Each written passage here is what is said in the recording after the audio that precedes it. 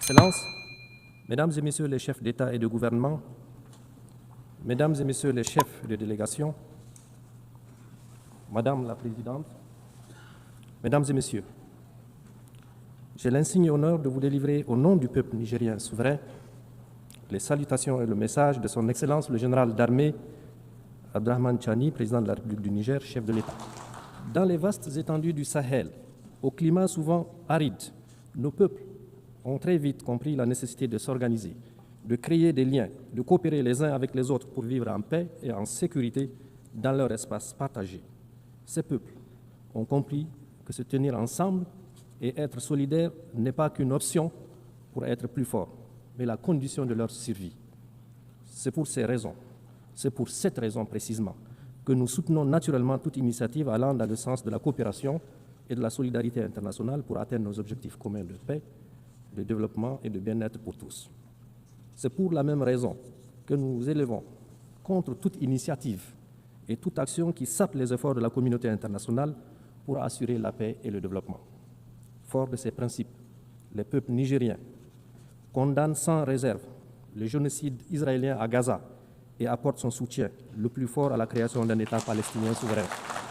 De même que le Niger condamne avec fermeté les agressions israéliennes contre l'Iran et le Qatar et s'insurge contre la banalisation de la violence en République démocratique du Congo, au Soudan et au Sahel, dans l'indifférence totale de la collectivité internationale, voire la complicité de certaines puissances étrangères au continent africain.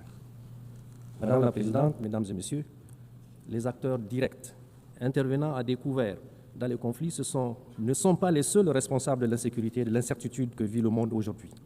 En effet, le Niger tient à dénoncer également l'inaction de tous ceux qui ont les moyens d'agir en faveur de la vérité et de la paix.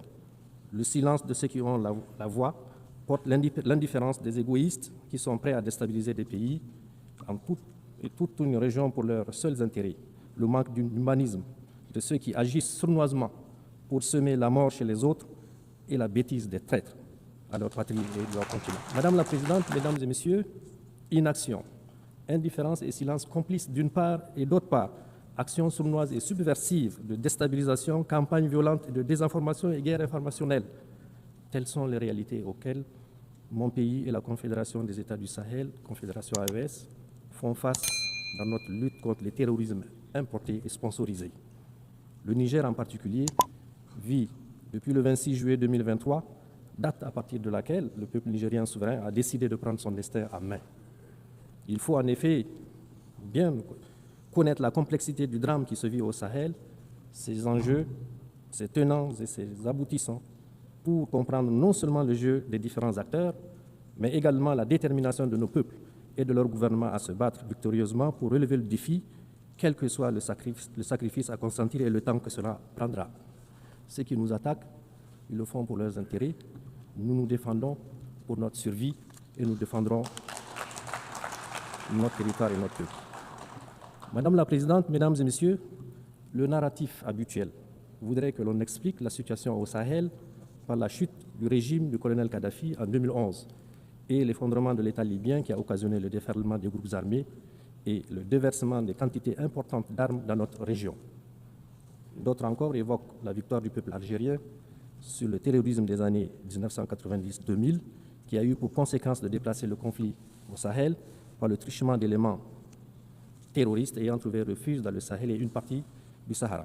À cela, il faut ajouter le fait indiscutable qu'au fur et à mesure que les armées des puissances occidentales s'installent dans les pays du Sahel, notamment au Mali, au Niger et au Burkina, pour prétendument les aider à y faire face, l'on a assisté à une extension et à une densification tout aussi progressive du phénomène terroriste dans la région. La corrélation est évidente. Enfin, il est tout aussi admis comme une vérité indiscutable que non seulement les vrais et principaux chefs terroristes ne sont pas originaires de notre espace sahélien, mais également ils disposent des moyens logistiques importants, des modes opératoires particuliers et fomentent d'une violence aveugle et une nuit qui sont totalement étrangers à notre espace géographique et culturel.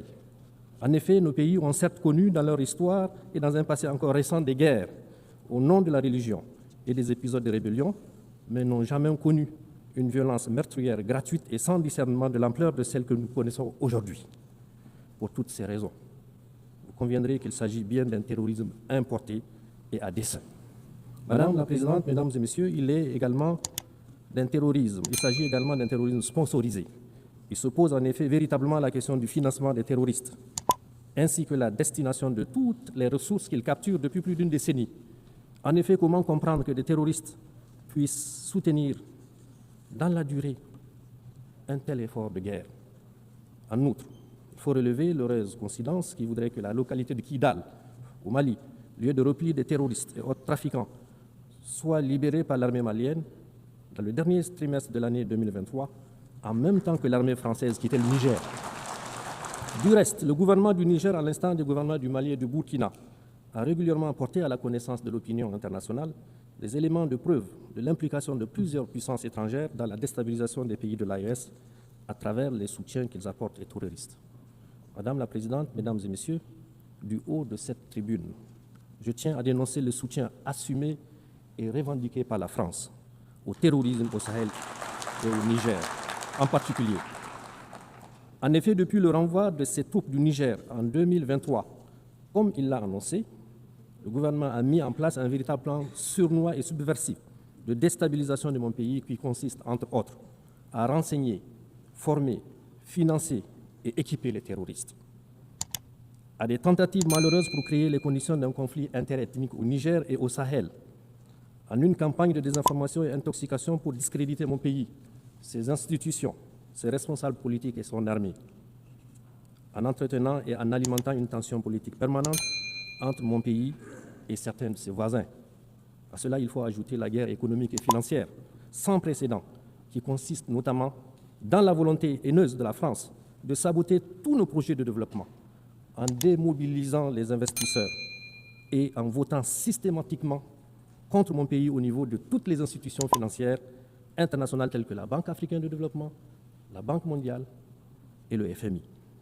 Madame la Présidente, Mesdames et Messieurs, ce qui se passe aujourd'hui dans notre région du Sahel et au Niger en particulier est la résultante de plusieurs facteurs. D'abord, un passif colonial non encore soldé. Il faut le solder, ce passif. Les Nigériens n'ont jamais oublié la violence particulièrement inouïe qui a caractérisé l'occupation coloniale. La tristement célèbre mission Voulé et Chanoine et d'autres expéditions militaires encore se sont distinguées par la mort et la torture à grande échelle qu'elles ont semées à Terra, il y a quelques années seulement, à Djoundjou, Douchi, Koni, Tessawa et à Zender, où un sultan même a été exécuté. Madame la Présidente, Mesdames et Messieurs, du haut de cette auguste tribune, mon pays, le Niger, s'adresse à la conscience du monde pour montrer du doigt cette force hostile qui, depuis le XIXe siècle, ne désarme pas et mène encore de nos jours une guerre totale contre mon pays, comme en témoigne l'assassinat le 27 novembre 2021 à Terra des jeunes manifestants par l'armée française et la menace d'intervention militaire de la CEDEAO instrumentalisée par la France. Il faut appeler les choses par leur nom. Le terrorisme abject commandité par ce pays qui commet des crimes odieux dans l'espace AES, notamment celui de Fambita, où le 21 mars 2025, 44 fidèles musulmans ont été froidement exécutés en pleine prière de vendredi. Cette tribune m'offre aussi l'occasion de rendre un hommage et d'avoir une pensée pieuse pour tous nos soldats tombés et les civils assassinés par les balles de nos ennemis. Ces crimes nous rappellent d'ailleurs ceux commis par la France au Niger depuis 1899 et qui saignent encore dans notre mémoire collective. Au nom du droit de l'homme, je parle des victimes innocentes de la mission Afrique centrale, je parle des villes et des villages pillés et incendiés, je parle des carnages de Djoundjou et de Lougou, je parle des villes martyrs de Kouram Kalgo, où la population a été entièrement exterminée, de Birniou-Koni, où plus de 7000 morts ont été jetés dans des fosses communes. Je parle au nom des femmes enceintes, éventrées, et des fœtus jetés en pâture au charognard. Je parle au nom des femmes violées et des fillettes pendues. Je parle au nom des hommes fusillés et des résistants décapités. Au nom de mon pays, le Niger, je demande solennellement à la France de savoir, de faire devoir de mémoire, et de reconnaître ces crimes, À ce sujet, d'ailleurs, le général Tchani a mis en place une commission d'experts, d'universitaires, et des scientifiques pour étudier cette période sombre de notre histoire et écrire l'histoire véritable de notre pays afin de rétablir les faits, de rétablir la vérité, nous réapproprier notre histoire et de donner à notre grand peuple toute sa dignité. Ensuite, le pillage de nos ressources au détriment des Nigériens et de l'environnement. En effet, un demi-siècle d'exploitation, l'uranium n'a apporté aux Nigériens que misère, pollution, rébellion, corruption, désolation et aux Français, prospérité et puissance.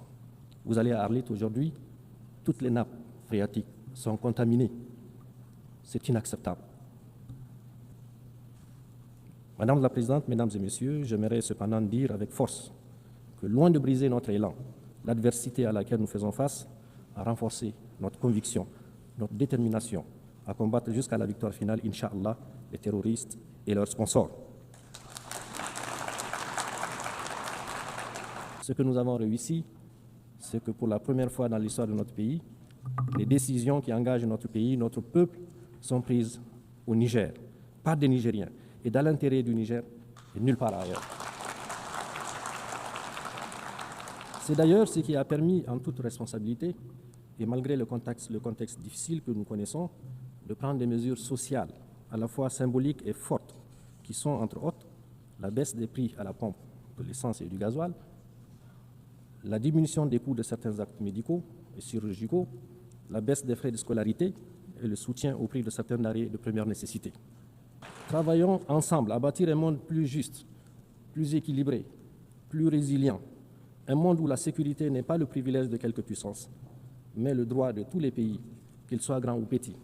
Un monde où la vie de chaque nation compte, sans aucune discrimination, et où les cris des peuples sont entendus. Mesdames et Messieurs, je vous remercie au nom de mon pays, le Niger et de l'AES.